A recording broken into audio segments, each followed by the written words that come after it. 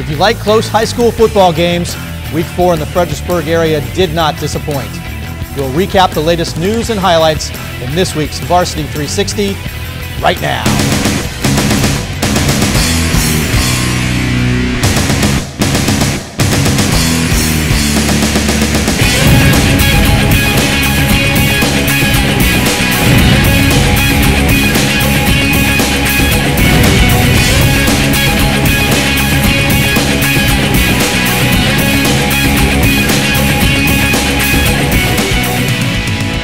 Hello everyone and welcome to Varsity 360's Gridiron Report.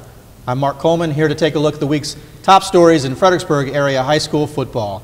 Each week I bring along a couple of my very good friends from the Freelance Star Sports Department, and this week I have two of the very best. They are hard-working folks. You've probably seen them out and about at high school sporting events. If you do, you should stop by and say hi. Let them know that you've seen them on Varsity 360. I'm sure that they would love that.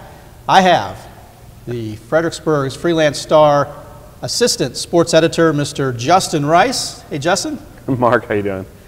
And Sports Reporter Extraordinaire, Taft Coghill Jr. Taft, good to see you, buddy. Good to see you too, Mark. You guys get a lot of folks approaching you saying, hey, I know you from that show on the internet. Just about every game. I got two at James Monroe. I was at James Monroe on Friday. I got two of them, actually. Awesome. Yeah. People come up and give you chicken wings or anything? I've not signed an autograph yet, and No? I have not received a chicken wing. Okay. Chicken wings. He likes chicken wings. Well, we had some absolutely wonderful football games around the area. Some nail biters, some heartbreaking losses, some exciting victories, and it really didn't get any better than the matchup of the power poll number 1 and number 4. This was Massaponax and Colonial Forge. Taft, tell me about this game. Well, where do I start? I mean, when you look at 93 combined points in that game, and a lot of offense throughout, but ironically, it was a defensive play that sealed the win for Massaponax when Trajan Anderson returned a Jamal Brown interception, 15 yards for a touchdown. Under heavy pressure. Yeah, heavy pressure from Colin Beaver. Yeah. But the story of this game was offense, though. There was a lot of it. Yeah, a lot of offense. For the second straight week, Colonial Forge gave up over 50 points, which has to really stick in Bill Brown's craw. But at the same time, you have to give a lot of credit to Massaponax in their triple option offense. It kept Colonial Forge off balance throughout the game. Joey Bendon from Massaponax, 17 carries for 120 yards, 3 touchdowns. He also contributed a passing touchdown. He's the quarterback in this system. Bo Fields goes 15 for 165 yards and 2 touchdowns on the ground. He also had an interception, is that correct? Yes, sir. In fact, so Bo Fields is the Freelance Star Player of the Week. Congratulations to Bo Fields from Massaponax. Really just an impressive offensive display here. We have seen Ponax put up these kinds of numbers against, let's say, less well-accomplished teams. I think it's a bit of a surprise to see these kinds of numbers against Colonial Forge. Yeah, not only that, I mean, one of Fields' touchdowns was a 64-yard run at the end of the second quarter, right before the clock expired. I mean, most teams you see throwing up Hail Marys from that distance, and they just hand it off to Bo Fields, and he goes racing 64 yards. So just to be able to do those types of things against a Bill Brown coach team was it blew a lot of people away. I think, Taft, to me, the most impressive player this season that we hadn't heard of before, really, is Joey Bendon from Massaponax, the quarterback. The way he stepped in and he's amassing yards and just keeping that offense moving. I think, besides the pieces on the offensive line they had to replace, I think the quarterback spot was the big replacement point for Massaponax on offense. And Bendon has been great. Already in my mind has been one of the better Massaponax quarterbacks the last 10 years in that triple option, and they've had a lot of good ones. Yes. I think he looks pretty good. He's been the most impressive for me. And outside of his stats, Coach Ludden, when I talked to him after the game, he mentioned his mastery of the offense already. Just 5 games in as a starter, he actually called the audible into that play that Fields ran for 64 yards for a touchdown. Right? Yeah, so just those smarts that he shows there is a big deal as well. Now, sort of lost in this, a 1-3 start for Colonial Forge, they've put up quite a few numbers as well. I mean, they put up 42 against Massaponax in a losing effort. Some good offensive production as well. Jamal Brown for Forge, 23 carries, 155 yards and 2 touchdowns. Ramon Miller with 19 carries, 108 yards and 3 touchdowns. Those are 5 touchdowns running on the ground between those two guys, but in a losing effort. Yeah, well, to quote Bill Brown after the game, he said, "I'm not discouraged by my offense, but what he is discouraged by is not only the defense, but a lot of the special teams miscues they've had, running into the kicker and roughing the punter penalties. At key moments the past 2 weeks, they've given up long punt returns. They've done just about everything they can to shoot themselves in the foot on special teams. That's where a lot of their problems are right now." Yeah. Ponix seems to be set up for another great regular season. They went undefeated last year. It didn't end a way that they wanted. If you end the season with a loss and you're at a school like Massaponax, then it's going to be disappointing. But they have reloaded some new names, new faces. But this team looks ever so potent. Yeah, absolutely. And it looks like 5A could be shaping up nicely for them. I mean, North Stafford's not as potent as they were the last 2 years, and they gave Briar Woods, who's another 5A top team, a heck of a game. So it could shape up well for Massaponax at the end this time. Meanwhile, Forge has time, but you can't say it's early in the season any longer. They've got work to do. They got to start putting W's on the board. Let's talk about this one later, but yeah, you're right. Time is now for Colonial Forge. Absolutely. Yeah. Absolutely. Well, number 2 in the Fredericksburg Power Poll, North Stafford took on Briar Woods this past week, and another nail biter. This one came down to I believe it was the last play of the game. Yeah, down to the 2-point conversion. North Stafford's kicker's hurt, so they opt to go for 2 at the end of regulation and come up short, just like their playoff game last year. We don't want to draw those comparisons. Obviously, a different situation and different teams, but still, you're thinking that way. Still, a good day for North Stafford against a quality opponent. You still got to like the Wolverines to bounce back and win a lot of games, and I think they've certainly looked strong to come in and be neck and neck with Briar Woods again. That's a team that's for real. It's a good quality opponent.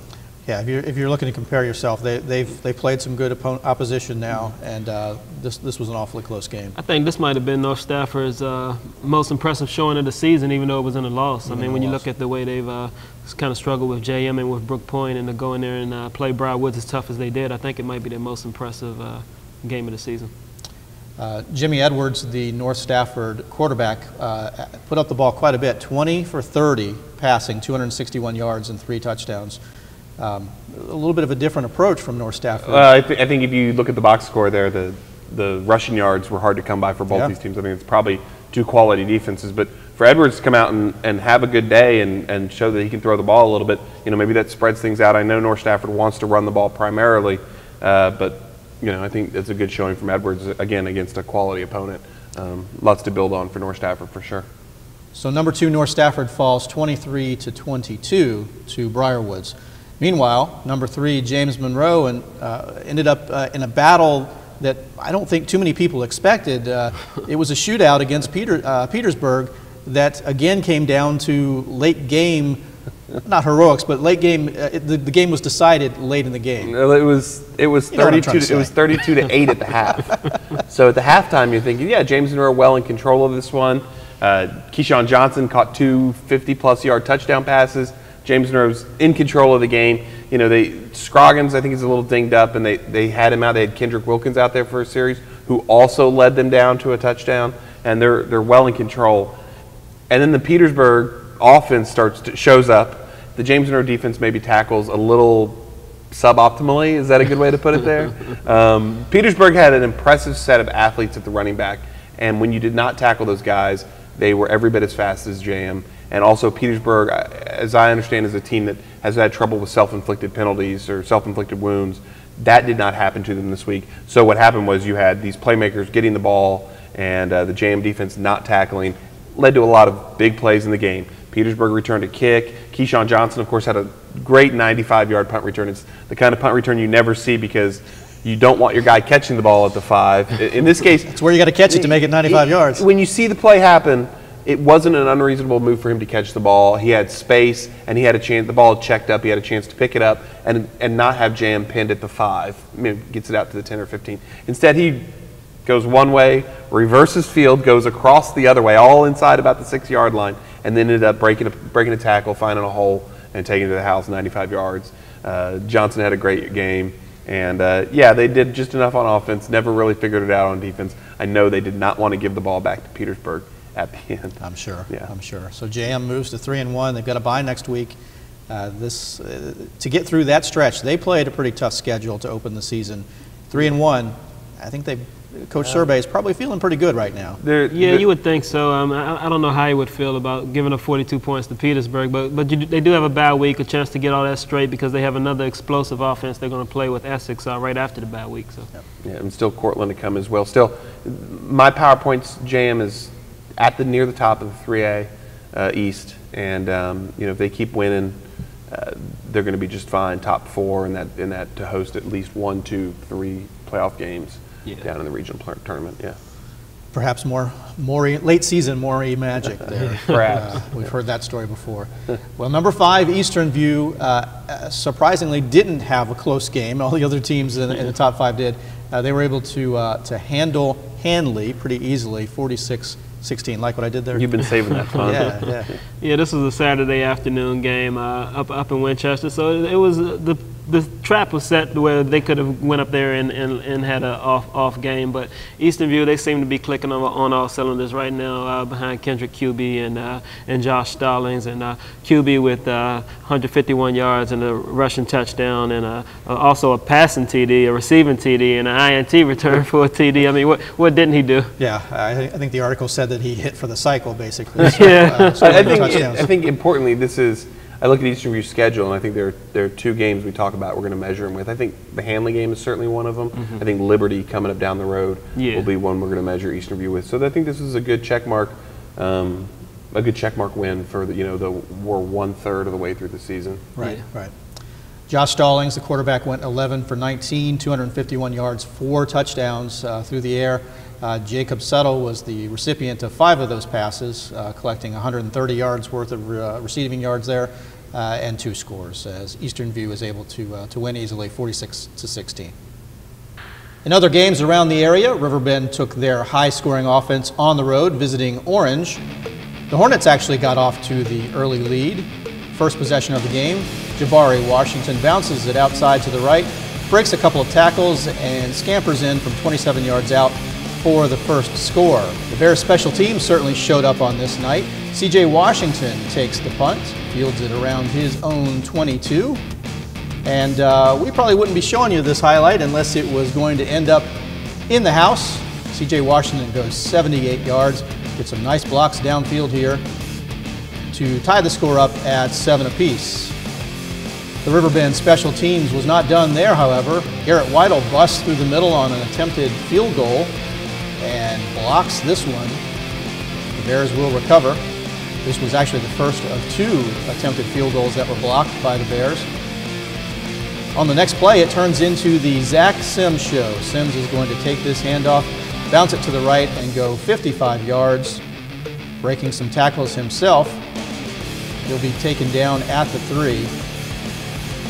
He'll punch it in on the next play and actually scores again later in the second quarter, and the Bears roll to a 43-7 victory. There was some good zone blocking there on that last highlight there to get off the right side. Zim sort of flourishes, I think, in that with the cutbacks that the zone allows. Garrett Weidel actually throwing the key block on that one. He's the right tackle on that. So, yeah, absolutely sealing the hole there. Yeah, that was a well-executed play. Good job for Riverbend. Offense shows up again. Yeah. Sims goes for 130 yards on 17 carries. He gets the 2 touchdowns in that victory. Louisa and King George, this was an exciting game as well. A couple of teams that can put some yardage on the board. I don't know that you actually count yards, but in terms of the stat book. I think this was also an important 4A North game. I think when you get to the end of the season, we're looking at PowerPoints. This is one that really mattered. Yeah. Louisa actually pulls this one off. A home game for Louisa, and they beat King George 34-28. Trey Cherry for Louisa, 32 carries, 202 yards, and 4 touchdowns. Jacoby White comes back after a subpar week last week. He carries 18 times for 132 yards and 2 touchdowns for the Foxes. King George 1-3 now. Louisa looking pretty good though.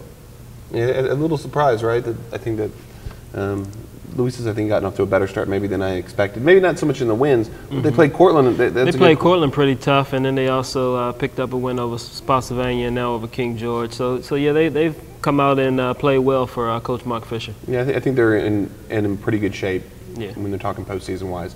I think they're off to the kind of start they needed.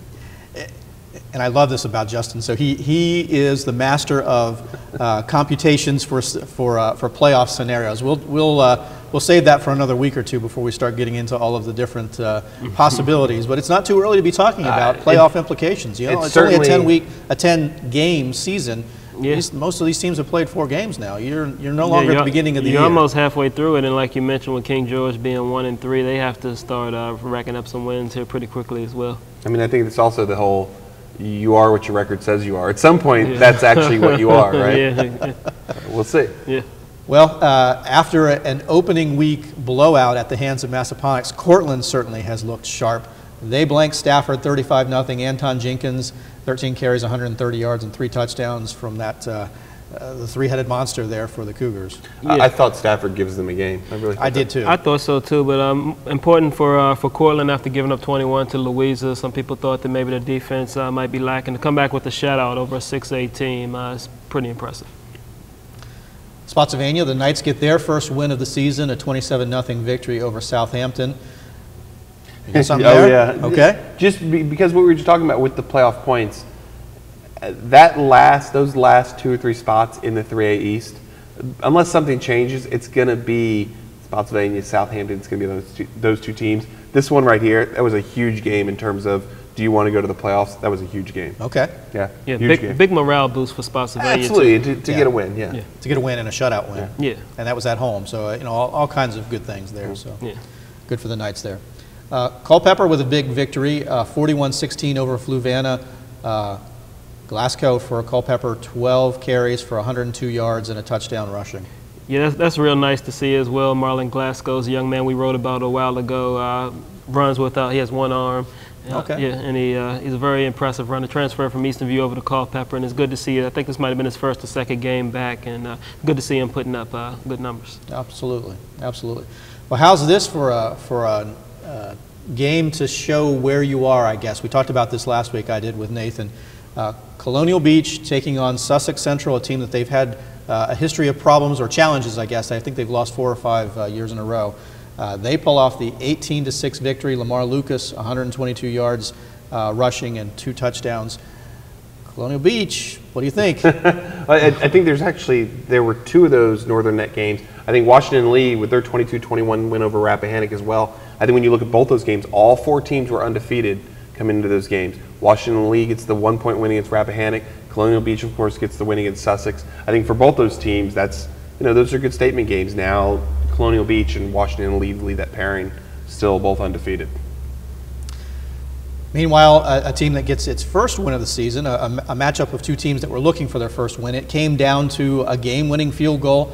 Jordan Kolb for Brook Point nails the 37-yarder, and Brook Point edges out Chancellor 18-7. 18-17, excuse me. Nice win for Brook Point and Tommy Buzzo, and also kind of a disheartening loss for Chancellor, being that they were that close on their home field to getting a win. They'll try to bounce back against Millbrook this week, but very, very nice win for Brook Point, and especially behind Damone Drew, 153 yards rushing. Yeah. So. And then Mountain View really taken to the house by Liberty, 44-7. That's a strong Liberty team, though. I think it's a team we look at and go, huh? Maybe a pretty good 4A team, yeah. It's a team Cortland and so on will probably contend with. Cortland and Eastern View and those guys in the 4A playoffs, maybe. Well, fellas, how about if we take a look at games coming up for Week 5, and let's start with a matchup of 2 Stafford County schools. North Stafford will be visiting Mountain View. Yeah, very, very big game for both teams. Both of them coming off a loss. North Stafford coming off a heartbreaking loss, and they suffered some key injuries in that game. So if they get some of those guys back, that could go a long way toward whether or not they win or lose this game. As far as Mountain View goes, they only I think they had 1 big play last week. The offense behind Barris was a little bit sluggish, so they definitely want to see if they can get back on the right track as well. You have these matchups of intra-county schools. Did I say that right? I think you can throw the records out the window. There's rivalries here that supersede anything else that's going on. Well, North Stafford saw that 2 weeks ago when they were in for a dogfight against Brook Point. They came out on the winning side of that, 14-10. Although Mountain View has been struggling, I would look for them to at least put up a very competitive game. Well, not intra-county, but King George and Colonial Beach. Oh, you don't undersell this rivalry now. You talk about two teams and two towns that definitely want to win the game against each other. Yes, I think anytime you're talking about the three schools out in the direction of the Northern Neck, King George, Colonial Beach, Washington Lee, when those guys play, it's heated, it's on. This is a great rivalry game, one of the best rivalry games in the area. And it should be exciting to see. I expect that there's going to be a lot of rushing yardage in this one as well. Two sort of similar styles. Teams that like to run the ball a lot, of course. Lamar Lucas from Colonial Beach having a great year. Jacoby White from King George having a great year. They'll be familiar with each other in terms of what they do on offense, and I think maybe pretty competitive. Of course, when you look at Colonial Beach, they're always such an underdog in terms of numbers when they're playing the 4A schools. They got 20 kids on their roster. Everybody goes both ways. So, we'll see how it goes, but it'll at least be fun and heated, and I know the people involved want to win this game. Oh, absolutely. Jeremy Jack will be back in Colonial Beach too, right? Yeah, Jeremy Jack, the King George offensive coordinator, former Colonial Beach head coach. So yeah. I've got the over/under at 600 total rushing yards in the game. I don't dislike that number. Well, here's an interesting game. So Colonial Forge, who needs to find some wins, will be hosting Patrick Henry from Roanoke. Yeah, and I think I mentioned this earlier. We're going to come back to this. At some point the points are what they are, and for Colonial Forge, that's a team where you're looking at right now. They need power points. They need points in the standings, and you're going to have to get those by winning games. Of course, how they subdivide Conference 4 into, the 6A South into those two halves, top eight making it. Colonial Forge, it's not like those other leagues where you can go 3-7 and so on. We saw it with Riverbend last year. They're 5-5. They got 5 wins, did not make the playoffs. Colonial Forge got to start winning games at some point. Yeah. We can keep talking about we think they're a quality team and so on, but at some point you have to have wins. How much does it hurt that all of their games have been against 5A opponents and all three of their losses against 5A? Yeah, and you're taking a little bit more of a hit there. Mm-hmm. Now the good news is I think all of their losses are against teams that are going to continue to win games, right, which will continue to improve Colonial Forge's standing a little bit. You need wins though. You need wins. You need wins. So this is the sage advice, wisdom of Mr. Justin Rice. Winning is good. Winning. I've crunched the numbers. Winning is good. In order to make the playoffs, you have to win.